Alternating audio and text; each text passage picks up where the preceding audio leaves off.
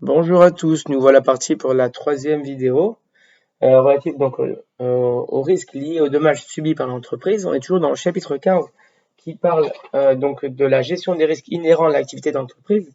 Mais là, on va changer totalement de point de vue. Dans les deux premières vidéos, on parlait de l'entreprise comme celle qui allait commettre un acte interdit par la loi. Donc, par rapport à la loi pénale, hein, c'était la première vidéo, ou si elle causait un dommage, c'était la deuxième vidéo, on parlait de responsabilité civile. Là, on va changer de contexte totalement. On va partir du principe que l'entreprise peut aussi subir un dommage.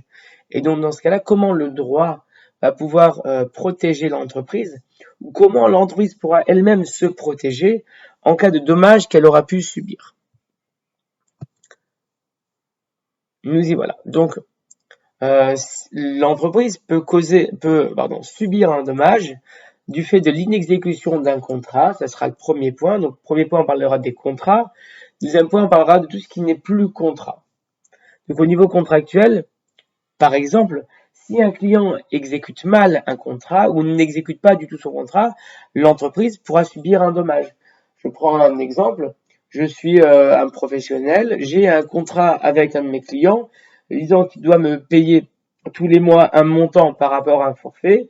Le client ne paye pas, oublie de payer ou ne paye pas ses mensualités parce qu'il n'a plus d'argent, par exemple, ou parce qu'il refuse de payer. Deuxième point, je suis, euh, je suis une grande surface, on doit me livrer des produits, on me les livre en retard. Ou bien on me livre des produits défectueux. Bah, finalement, ce sera moi, l'entreprise, qui a commandé ces produits, qui sera victime de la mauvaise exécution du contrat par mon co-contractant, par le débiteur de l'obligation. Finalement, la question qui va se mettre en place, c'est comment l'entreprise peut se protéger face à ce type de comportement. Il leur existe différents moyens. Nous, on verra un moyen en particulier, qui est ce qu'on appelle la clause de réserve de propriété. C'est quelque chose de très important que les entreprises mettent souvent en place. Alors, je vais vous expliquer de quoi il s'agit. Imaginons qu'une entreprise vende un bien d'une certaine somme et que pour payer cette somme, donc le débiteur demande à payer de manière échelonnée en 2 fois, 3 fois, 4 fois. D'accord? La question qui va se poser, c'est à partir de quand le débiteur sera propriétaire du bien. Est-ce qu'il sera propriétaire du bien à partir du premier versement, à partir du moment où il aura le bien entre les mains, ou à partir du moment où il aura fini de payer le bien?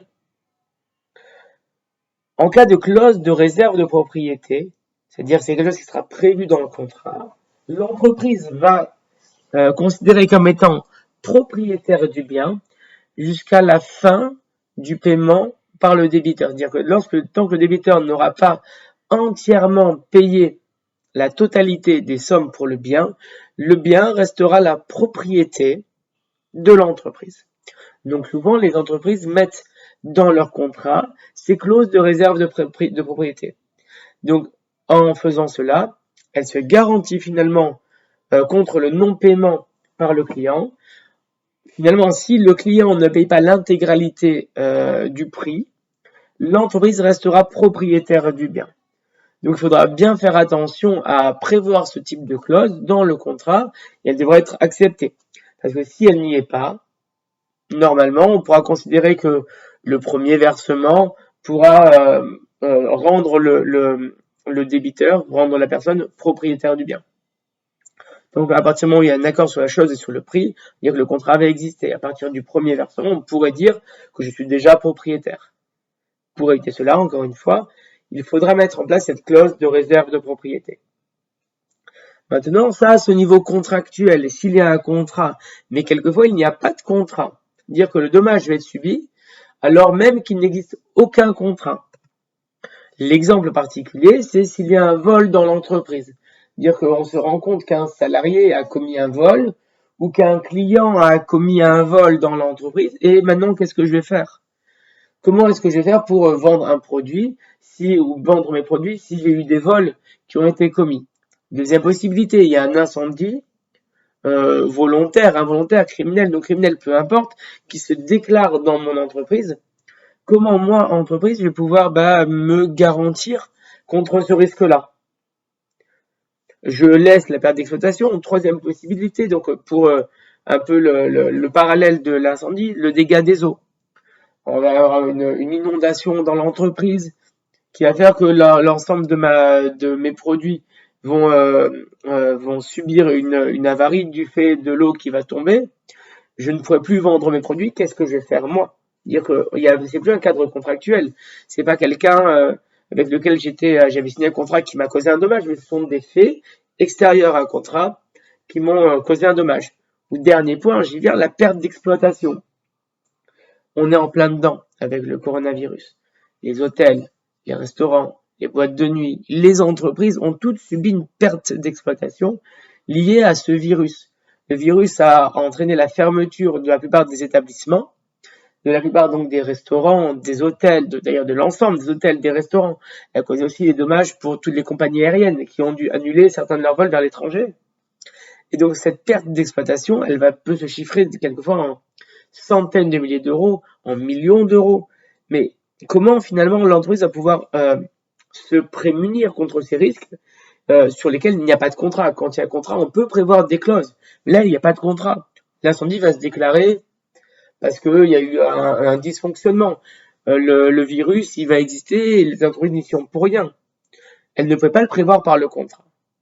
Qu'est-ce qu'elles peuvent faire? L'un des moyens pour prévenir ce risque, peut-être le plus important, c'est la mise en place d'assurances, des assurances professionnelles pour la gestion des risques, qui vont permettre de prévenir le risque, notamment en cas de vol, en cas d'incendie, de dégâts des eaux, mais aussi en tant que par rapport à la perte d'exploitation.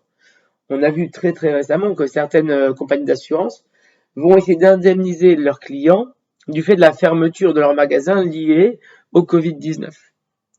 Il y a bien sûr des conditions, il va falloir remplir des dossiers, mais finalement, l'assurance qu'auront pris les entreprises va permettre de dédommager à minima par rapport à cette perte d'exploitation.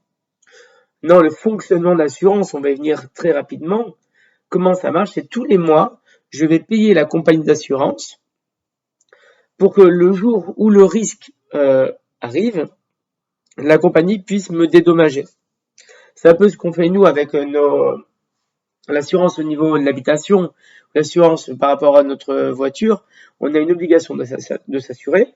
C'est-à-dire que tous les mois, on va payer à la compagnie d'assurance un certain montant en fonction de la superficie, en fonction de l'ancienneté de la voiture, en fonction des caractéristiques du produit. On va payer une assurance. Par exemple, si on parle d'un téléphone, assurance du téléphone, assurance vol du téléphone. Tous les mois, je vais payer l'assurance pour que si un jour le risque survient, je puisse avoir l'assurance. Toucher donc un dédommagement. Si ça se trouve, le risque ne surviendra jamais. Et donc, j'aurais payé toute ma vie pour rien. Si ça se trouve, le risque va survenir assez vite.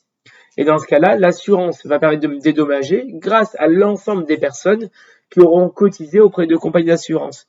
C'est finalement parce que plusieurs personnes ont pu cotiser que moi, mon risque va être pris en compte et va pouvoir être je vais pouvoir avoir un dédommagement. Voilà le dernier point par rapport au risque lié aux dommages subis par l'entreprise. Et voilà finalement le dernier point par rapport à ce chapitre 15, qui est la gestion des risques inhérents à l'activité de l'entreprise. Je vous remercie et j'espère que s'il y a des questions, n'hésitez pas en tout cas à me les poser par mail ou directement lorsqu'on se reverra après le confinement, je l'espère, très très vite.